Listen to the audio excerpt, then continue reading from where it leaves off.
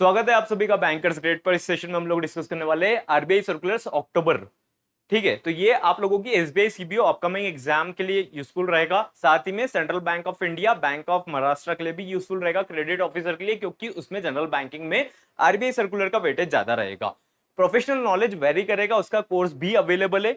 जिन लोगों ने अभी तक एनरोल नहीं करा है वो एनरोल कर सकते हैं, डिस्क्रिप्शन में लिंक दे रखा है, वहां से आप लोग एनरोल कर सकते हैं। उसके लिए कूपन कोड्स आप लोगों को बैंक ऑफ महाराष्ट्र में BOM10 लगाना है फॉर फर्दर ऑफ, और एसबीआई सीबीओ में एनरोल करने के लिए आपको CBO30 कूपन कोड लगाना है।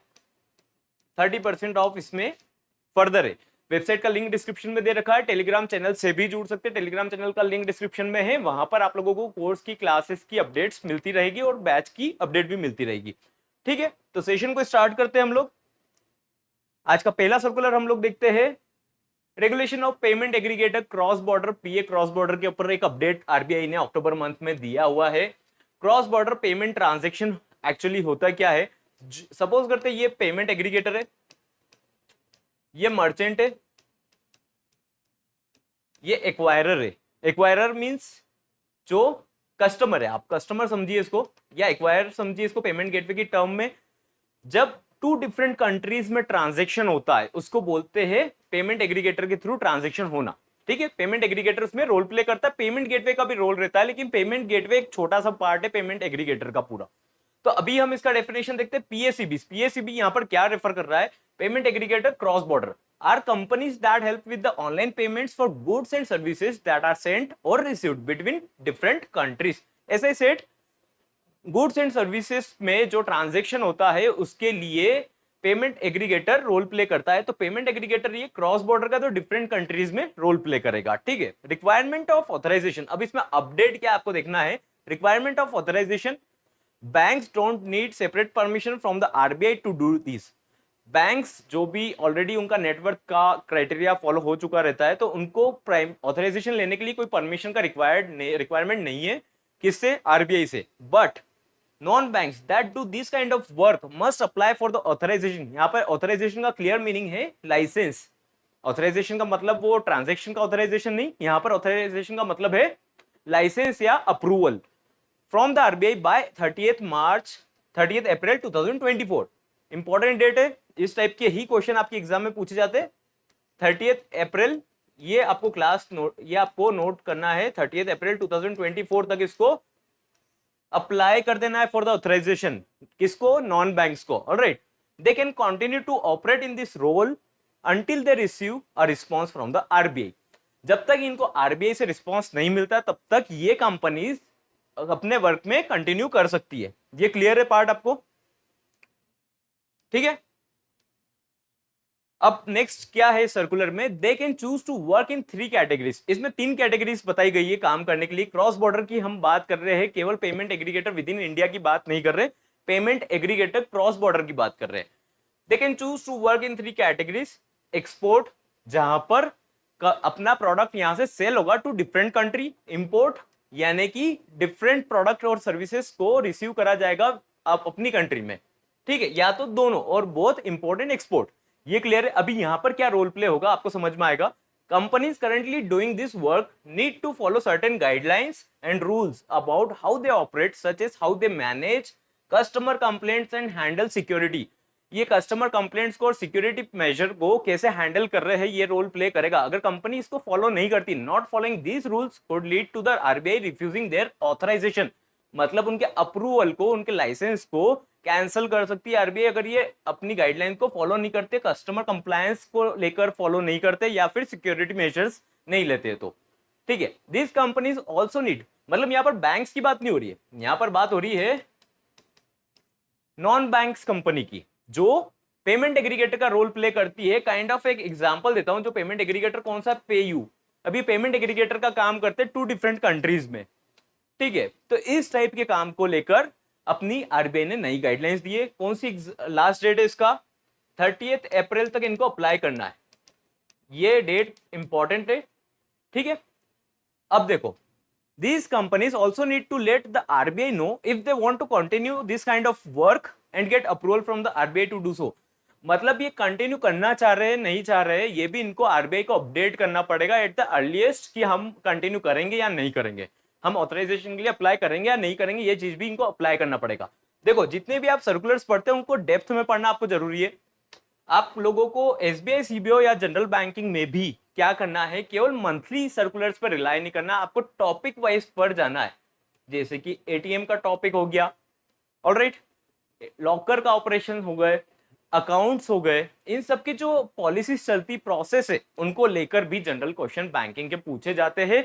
वो भी एक आरबीआई सर्कुलर का पार्ट है, दो वो पुराना सर्कुलर हो चुका है। ऑलराइट, अब हम नेक्स्ट देखते हैं इसमें।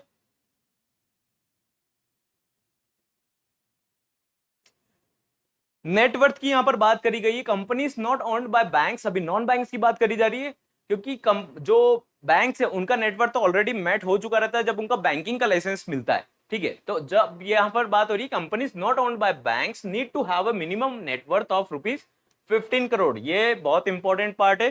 15 करोड़ का नेटवर्थ होना चाहिए when they apply for the authorisation, जब वो ऑथराइजेशन के लिए अप्लाई करेंगे उनका नेटवर्थ कितना होना चाहिए, 15 करोड़ का होना चाहिए। This amount must grow to 25 crore by March 31st 2026।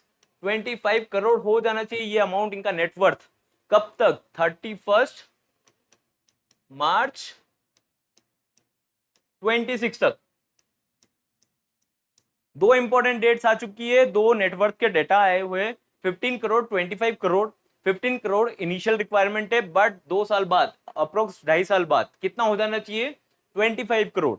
अगर ऐसा नहीं होता, if they can not meet this requirement they must stop doing this business by 31 July 2024। अगर नेटवर्क का रिक्वायरमेंट 31 जुलाई तक ये मीट नहीं कर पाते, उनका जो ऑथराइजेशन के लिए अप्लाई करना है वो तो 30 अप्रैल तक है, बट अगर ये अप्लाई नहीं कर पाते, आई मीन ये अगर नेटवर्क को मेट नहीं कर पाते इसको, तो इनको 31 जुलाई तक अपना बिजनेस शट डाउन करना रहेगा। अब सेकेंड पॉइंट है यहां पर, इंपोर्ट ओनली पीएसईबीस। अगर इंपोर्ट ओनली वाले में ट्रांजैक्शन में अप्लाई करना है पेमेंट एग्रीगेटर क्रॉस बॉर्डर में, companies that handle import payments, केवल इंपोर्ट पेमेंट्स में डील करते, must keep a special account with the bank, उनको एक स्पेशल अकाउंट बैंक के साथ मेंटेन करना पड़ेगा, and make sure that do due diligence on the buyers when large amounts are involve. जब भी लार्ज अमाउंट्स इन्वॉल्व होगा, इंपोर्ट में क्या होगा, वो गुड्स एंड सर्विस रिसीव करेंगे और ट्रांजैक्शन दूसरी कंट्री में फॉरवर्ड करेंगे, ऑलराइट। तो उसमें इनको ड्यू डिलिजेंस रखना पड़ेगा, किसको, पेमेंट एग्रीगेटर्स को, और एक स्पेशल अकाउंट को मेंटेन करना रहेगा। ड्यू डिलिजेंस, लार्ज अमाउंट किसको बोला गया है यहां पर आपको बताना चाहूंगा मैं, लार्ज 2.5 लाख एंड अबव को लार्ज ट्रांजैक्शन बोला गया है फॉर इंपोर्ट ट्रांजैक्शंस, ऑलराइट। तो 2.5 लाख के ऊपर वाले के ऊपर ड्यू डिलिजेंस इनको रखना पड़ेगा, गाइडलाइंस को फॉलो करना पड़ेगा, फेमा की गाइडलाइंस को भी फॉलो करना रहेगा, ये सब इनको मैट करना पड़ेगा इंपोर्ट ट्रांजैक्शंस के लिए। एक्सपोर्ट ओनली के लिए, companies that handle export payments must keep a separate account for Indian rupees and other foreign currency with the bank. INR में भी इनको एक डिफरेंट अकाउंट मेंटेन करना पड़ेगा, किसमें, एक्सपोर्ट वाले ट्रांजैक्शंस में, और इंपोर्ट वाले के लिए भी इनको, आई मीन जो एक्सपोर्ट होगा उसके लिए इंडियन करेंसी हो गया और एक फॉरेन करेंसी अकाउंट होगा, फॉरेन करेंसी अकाउंट भी इनको मेंटेन करना रहेगा। ये दो पार्ट होगा। They should also do due diligence on the sellers and make sure they do not deal with goods and services that are not allowed under the trade policies। अब देखो export होगा तो यहां से प्रोडक्ट सेल होगा, product cell होगा तो इनको एक्सपोर्ट ओनली वाले पेमेंट एग्रीगेटर्स को मेक श्योर करना पड़ेगा कि जो प्रोडक्ट सेल हो रहे हैं वो ट्रेड पॉलिसीज के अकॉर्डिंग सेल हो रहे हैं, आई मीन जो ट्रेड पॉलिसीज में अलाउड है सर्विसेज, गुड्स एंड सर्विसेज, उनका ही डील हो रहा है। अदर देन दैट अगर डील होता है तो इनके भी लाइसेंस कैंसिल हो जाएंगे, गाइडलाइन इनको फॉलो करना पड़ेगा अगर जो एक्सपोर्ट वाला पार्ट देख रहे हैं पेमेंट एग्रीगेटर्स। इतना क्लियर है आप लोगों को? नाउ इंपोर्ट एंड एक्सपोर्ट पीएसईबीस जो दोनों डील कर रहे हैं उनको दोनों वाले पार्ट को फॉलो करना है जो अभी दोनों हमने डिस्कस करे, आईसीए एंड ईसीए। अब आईसीए यहां पर क्या है, इंपोर्ट कलेक्शन अकाउंट है, और ईसीए यहां पर है export collection account. These are special accounts where PSEBs keep the money they collect। और रेट इंपोर्ट का कलेक्शन हो रहा है या एक्सपोर्ट का कलेक्शन हो रहा है तो आईसीए और ईसीए में रिस्पेक्टिवली इनका कलेक्ट होगा amount. Companies doing this work must follow certain rules when they use this accounts.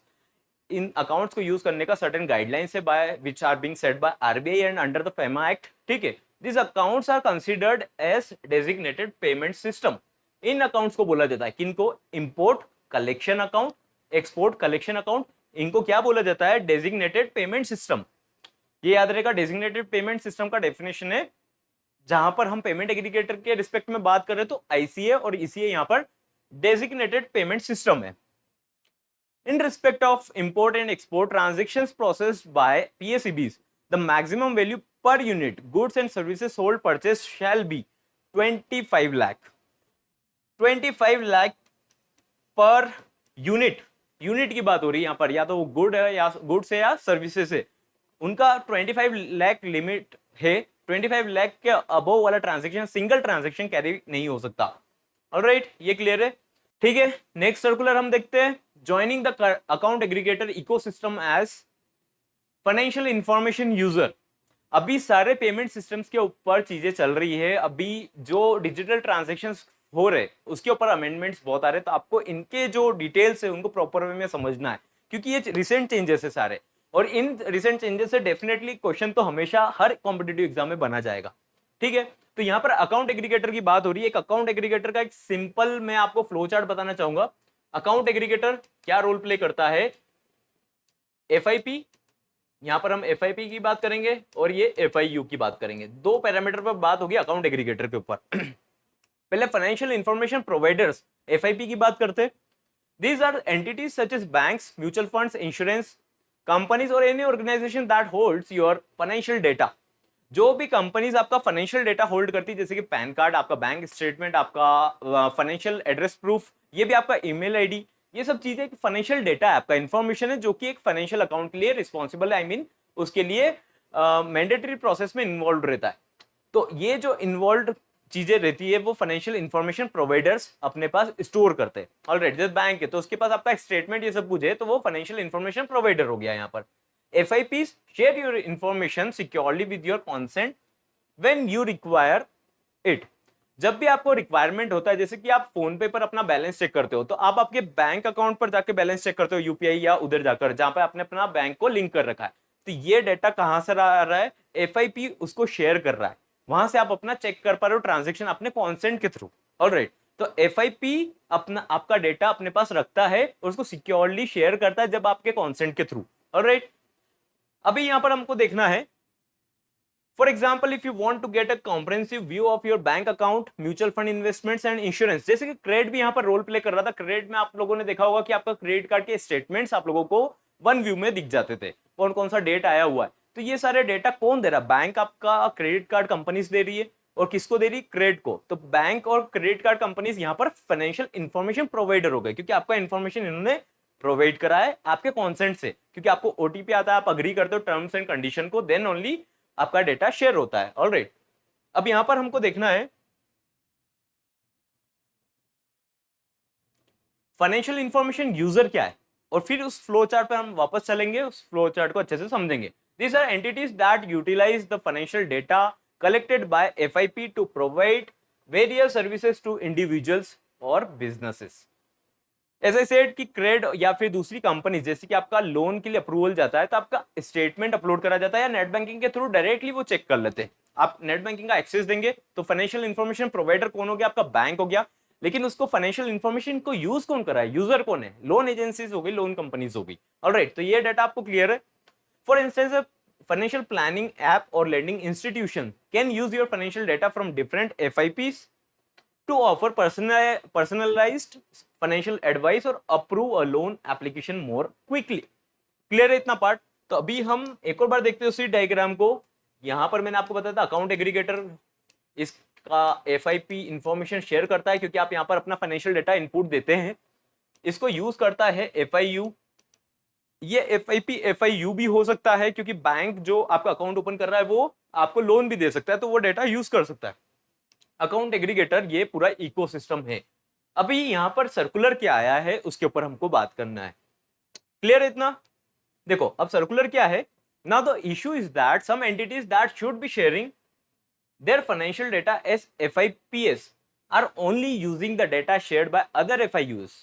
आपको आया पॉइंट समझ में? जो भी FIP है, FIU है, वो अपना डेटा शेयर नहीं कर रहे हैं, वो FIP का रोल प्ले नहीं कर रहे, वो इंफॉर्मेशन प्रोवाइड नहीं कर रहे, बट जस्ट कंज्यूम कर रहे हैं उस इकोसिस्टम में जो भी डेटा अवेलेबल है।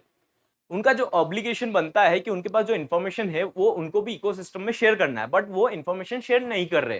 This means they are benefiting from the financial information available in the double A ecosystem, account aggregator ecosystem की बात हो रही, but not contributing their financial on financial data to it. Clear है? ये अभी तक issue आ रहा था. अभी इसमें क्या आरबीआई का गाइडलाइन आया है उस पर हमको देखना है. To address this imbalance and ensure that the double A ecosystem works as intended, the RBI has decided to regulated that regulated entities that join as FIUS must also join as FIPS. जो भी FIU companies है, जो भी entities है, उनको FIP का भी role play करना पड़ेगा. मतलब केवल यूज नहीं करना, उनको प्रोवाइड भी करना पड़ेगा अगर उनके पास फाइनेंशियल डेटा शेयर करने को है. अगर किसी भी कस्टमर का उनके पास फाइनेंशियल डेटा है, इंफॉर्मेशन है, तो उनको भी शेयर करना पड़ेगा इस इकोसिस्टम में, double A ecosystem, account aggregator ecosystem में. क्लियर है इतना? They should also make their own financial data available to others through the same ecosystem. This rule aims to promote a fair and balanced use of the AA ecosystem. मतलब उसका fair use होगा ecosystem का, क्योंकि अगर ये ecosystem को properly run करना है तो फिर इस चीज के लिए कंट्रीब्यूट उनको भी करना पड़ेगा जो खाली कंज्यूम कर रहे हैं उस डेटा को. Alright, where everyone who benefits from the shared financial data also contributes to it. जो भी डेटा को यूज करेगा उसको भी अपना डेटा शेयर करना पड़ेगा, creating a more comprehensive and efficient financial information system in India. ये क्लियर है? चलो नेक्स्ट सर्कुलर हम देखते हैं. Review of instructions on bulk deposits for regional rural banks. RRB के लिए ये सर्कुलर आया हुआ है. यहां पर बल्क डिपॉजिट का मतलब क्या है? Bulk deposit is a term used in banking to refer to a large sum of money that people और organisations put into a bank as a fixed deposit. जो भी अमाउंट एफडी के form में रखा जाता है बाय द ऑर्गेनाइजेशन और by the consumer, by the customer, और बैंक में उसको बोलते हैं बल्क डिपॉजिट. लेकिन वो लार्ज अमाउंट का होना चाहिए. लार्ज अमाउंट कितना होना चाहिए उसकी लिमिट के ऊपर अभी हम बात करेंगे. In the past for the regular commercial banks, not RRBs. RRBs की बात अभी नहीं हो रही है. आरआरबी के ऊपर दो ये सर्कुलर है. A deposit of 2 crore rupees और more was considered as a bulk deposit. यहां पर आपको समझ में आया? Commercial banks other than RRBs के लिए बात करें तो 2 करोड़ एंड अबव वाले को क्या बोला जाता था? Bulk deposit. अगर इतने अमाउंट का एफडी है तो इसको बल्क डिपॉजिट की गाइडलाइन के थ्रू प्रोसेस करा जाता था. ठीक है. For RRBs it was 15 lakh rupee और मोर. आरआरबी के लिए कितना था? 15 लाख एंड मोर. अभी आपको ये डेटा याद रखना है. कॉमर्शियल बैंक के लिए 2 करोड़ है. नोट डाउन कर लीजिए इसको. कॉमर्शियल बैंक के लिए 2 करोड़ से, और आरआरबीज के लिए कितना है? 15 लाख था. अभी इसमें क्या चेंजेस है? You will have to check. Now they have decided to change the rules for RRBs. A bulk deposit for RRBs will be considered as a single deposit of 1 crore rupees or more. क्या changes हो गया यहाँ पर? 15 करोड़ से कितना limit कर दिया गया है? 1 CR. आपको ये दोनों डेटा याद रखना है. यहाँ पर 15 लाख पुराना था, 15 लाख था आरआरबी के लिए. अब कितना हो गया है ये? 1 CR. बल्क डिपॉजिट की बात हो रही है. बल्क डिपॉजिट एफडी के फॉर्म में होता है.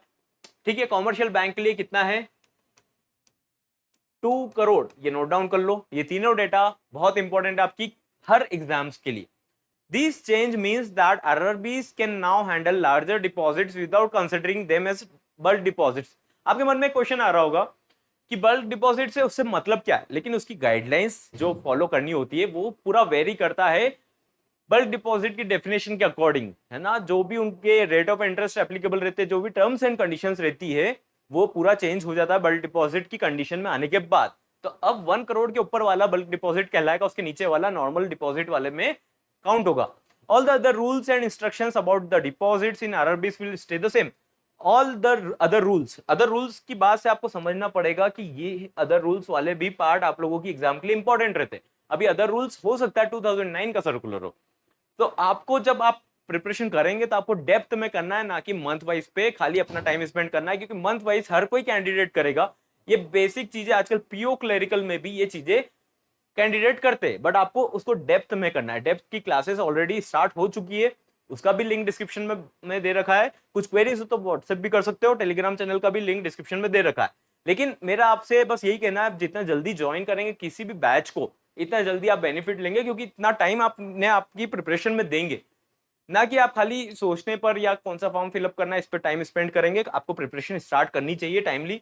अगर आप एसबीआई सीबीआई के लिए प्रिपरेशन कर रहे हैं तो आपको अपना job profile letter, other documents parts को भी क्लियर करके रखना है।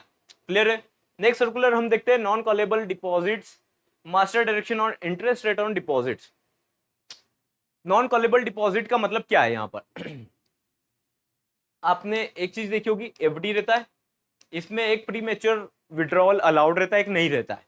ठीक है, तो ये नॉन कॉलेबल डिपॉजिट के बारे में बात हो रही है, जो कि प्री मैच्योर विड्रॉल के बारे में इसमें कुछ लिमिट बताया गया है। RBI Reserve Bank of India has increased the minimum amount for offering non callable without premature withdrawal option term deposits from 15 lakh to 1 crore. यहां पर भी 15 लाख टू 1 करोड़ की बात करी गई है।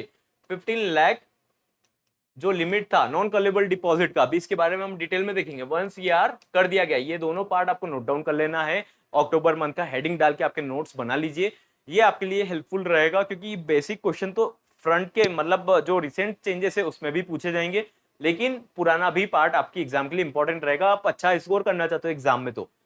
What this means is that all domestic term deposits accepted from individuals for amount of 1 crore and below shall have premature withdrawal facility। मतलब banks को 1 करोड़, पहले ऐसा था देखो, 15 लाख तक की जो एफडी होती थी, टर्म डिपॉजिट होता था, उसमें प्री मैच्योर विड्रॉल का ऑप्शन अवेलेबल रहता था, लेकिन उसके ऊपर वाले के लिए प्री मैच्योर विड्रॉल का ऑप्शन अवेलेबल नहीं रहता था। ऐसा गाइडलाइन आरबीआई का था to the banks. The central bank said its instruction in this regard shall also be applicable for non-resident। NRE deposit पर भी रहेगा, एनआरओ के लिए भी रहेगा, लेकिन इसमें अब इस 15 लाख की लिमिट को कर दिया गया 1 CR। 1 CR के नीचे वाले सारे टीडी टर्म डिपॉजिट्स पर इनको प्री मैच्योर विड्रॉल का फैसिलिटी देना रहेगा, और 1 करोड़ के ऊपर ये प्री मैच्योर हो सकता है। इसको फिक्स कर सकते हैं कि पहले से विड्रॉ नहीं हो सकता, मैच्योर नहीं हो सकता। As per the RBI master direction on interest rate on deposit, banks are permitted to offer differential rate on interest on TDs based on the non-callability of deposits। ठीक है, तो बैंक्स को यहां पर परमिशन दिया गया है कि वो इंटरेस्ट को वेरी कर सकते हैं, डिफरेंशिएट कर सकते हैं, बट उनको 15 लाख या 1 करोड़ का लिमिट, 15 लाख से 1 करोड़ जो लिमिट हो चुका है, उसमें प्री मैच्योर विड्रॉल का ऑप्शन देना रहेगा। Is that clear? ये था non callable deposit master direction interest rate. Interest rate की यहां पर क्या बात करी गई है कि इंटरेस्ट रेट के लिए बैंक्स को परमिट कर दिया गया है कि आप अपने अकॉर्डिंग उसको सेट कर सकते हो, according to the amount. Clear है? चलो नेक्स्ट देखते हैं। नाउ नेक्स्ट सर्कुलर है यहां पर, prompt corrective action framework for non banking financial companies NBFCs, extension to government NBFCs. मतलब पीसीए फ्रेमवर्क जो पहले कॉमर्शियल बैंक के लिए आया था, फिर बाद में एनबीएफसीज के लिए आया, अब उसका एक्सटेंशन करा जा रहा है टू द गवर्नमेंट एनबीएफसीज। अभी इस सर्कुलर के बारे में हम डिटेल में देखेंगे। Certainly the Reserve Bank of India RBI has decided to extend a set of rules called prompt corrective action PCA framework to government owned non banking financial companies। ये इतना तो क्लियर है। स्टार्टिंग फ्रॉम अक्टूबर 1 2024, ये date आपको important याद रखनी है। कब से ये एप्लीकेबल होगा? अक्टूबर 1 अक्टूबर 2024, ये डेट नोट डाउन कर लीजिए प्लीज। तो आपको ये क्वेश्चन, मतलब जो एग्जामिनर जो आजकल क्वेश्चन सेट करते हैं वो जनरली लास्ट डेट या फिर कब से एप्लीकेबल होगा उस डेट के ऊपर फोकस करते हैं, क्योंकि जनरल जो डिस्क्रिप्शन रहता है वो सभी को समझ में आ जाता है कि हाँ वहां तक एक्सटेंड करा है, बट इंपॉर्टेंट डेट्स हर कोई याद नहीं रख पाता। ये चीजें आपको याद रखनी रहती है। These rules will be based on the financial status reported as of March 31st 2024। अभी जो फाइनेंशियल ईयर आने वाला है, आई मीन 31 मार्च आने वाला है, उस तक का डेटा के अकॉर्डिंग पीसीए फ्रेमवर्क 1 अक्टूबर 2024 से एप्लीकेबल रहेगा टू एनबीएफसी जो गवर्नमेंट ओन्ड है। क्लियर है इतना? When these government owned NBFCs are placed under this framework, they will face restrictions. These restrictions include limits on sharing profits with the shareholders, constraints on the company's owners injecting more money, reducing their ability to borrow, and limitations on guaranteeing और taking responsibilities for other companies in the group. ये तो obviously बात है, अगर PCA framework में आ चुके हैं तो वो सब चीजें इंपैक्ट करेगी।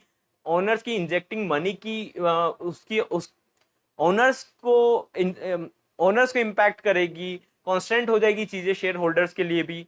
तो ये लिमिटेशंस इसमें ऑब्वियसली आएगी अगर वो पीसीए फ्रेमवर्क में आ चुकी है तो। क्लियर है? अभी इसमें इंपॉर्टेंट डेट्स के बारे में बात करनी है हमको। अभी अक्टूबर वाली हम बात कर चुके हैं। देखो, the RBI created the PCA framework back in the 2000। देखो, the RBI created the PCA framework back in 2022 for NBFC। कब से आया था NBFC के लिए? 2022 to strengthen oversight। The goal is to allow regularity intervention when necessary and prompt troubled companies to take corrective actions to improve their financial health।